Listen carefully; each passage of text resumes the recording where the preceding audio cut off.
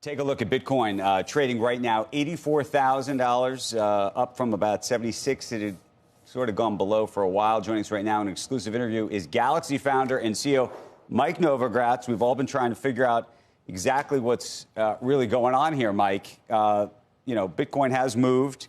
We also have folks seemingly maybe getting out of cash and bonds and going into gold. Tell us what you think is really happening. Well, listen, this tariff thing came out of nowhere for a lot of people, and it has provided a really big shock to the global economy, right? And that's kind of happening at the same time where we're really reimagining what our security apparatus is going to be, right? So you had 80 years, really, post-World War II, of a similar security apparatus for the world and an economic structure. And then in 89, you really accelerated that with globalism, right, with the global revolution. And Trump saying, wait a minute, I want to change that. And so that uncertainty is showing up in all markets, right? And, the broad U.S. stock market is roughly down 10% on the year. That doesn't seem near enough dislocation when you put it in context of we're looking at this titanic shift in what we're doing. And so I think people are in a risk-off mindset. Bitcoin broadly does well with these kind of macro conditions, unless there's this kind of risk-off. And what I mean by that is there's always two vectors in Bitcoin. One is the macro story, which you're seeing play out in gold, right? Which is the uncertainty, get myself out of the dollar, get myself into something safe. But the other is the adoption story. And because we're such a young asset, the adoption story needs more calm. It just does. And so when there's this kind of chaos, the new buyers disappear. And that's what we've broadly seen. We've seen very few new buyers. And so you see people sell, they get short, they buy back. It's starting to trade better in the last few weeks relative to stocks. But broadly, Bitcoin has been the Mag 8 and not gold. I don't think that's a permanent condition. And listen, gold's telling you everything you need to know, right? I used to say this all the time. Bitcoin and gold are report cards on financial stewardship, right? If you're the Secretary of Treasury of the U.S. or any country, your report card really is what's gold, what's the yield curve telling you? And Mike, gold is something that's not great. Who is the buyer of gold right now? And what money is buying gold? Foreign central banks. Listen, you're going to see, this is a prediction. I don't know if it's true. I know we're going to have a BRICS currency at one point in the next 24 months. I bet you part of it's backed by gold, the digital version. You're seeing foreign central banks buy gold. Listen, when I first got into the markets in the late 80s, I was always fascinated with the fact that in developed markets like the US or Japan, there was no real correlation between the shape of the yield curve and fiscal policy, right? You could spend a lot, you could run big budget deficits, and the yield curve didn't care. But if you're an emerging market or developing market, it cared a lot. And so this shift between, we call it the Minsky moment, when does people start caring?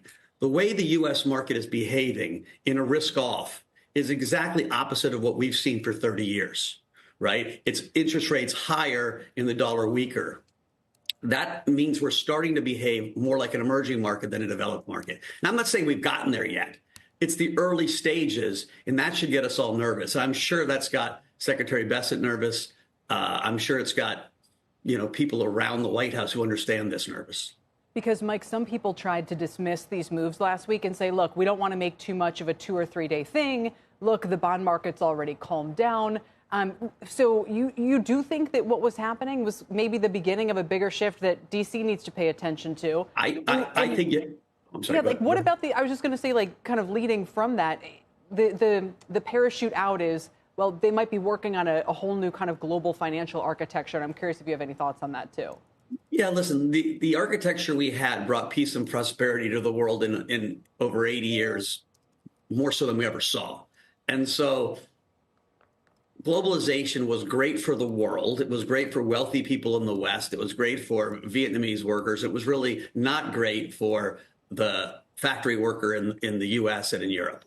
And we're trying to pivot that. It's a very noble, it's funny, my politics kind of align. I would have thought if I was in charge, I'd want to bring down the deficit and I'd want to work on inequality. And this is what the goals here are. I just think you can't do that by wishing we didn't have this kind of trade system, wishing we didn't have 30 years of supply chains built out.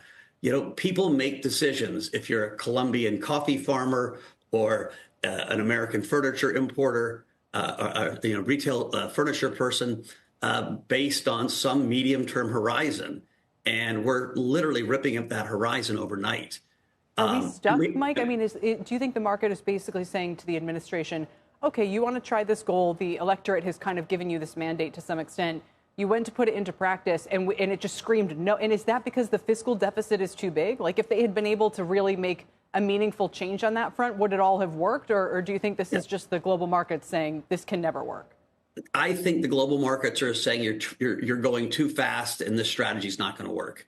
That's what I think the markets are saying. Listen, just the increase in our interest rates since this thing started is a higher annual cost than all the Doge savings, right? You just think we have 35 trillion in debt, and you go 50 basis points or 30 basis points even. That's 150 billion dollars. It's really hard to take this deficit down, and doing it at the time when you're going to put growth at risk and shift the entire tax code, right? Tariffs, pre this tariff move, accounted for about 2% of taxes, where income taxes and payroll taxes are 85%. And so we're going to cut taxes here and raise them here. The numbers don't add up. And that kind of uncertainty, I think, has just scared markets.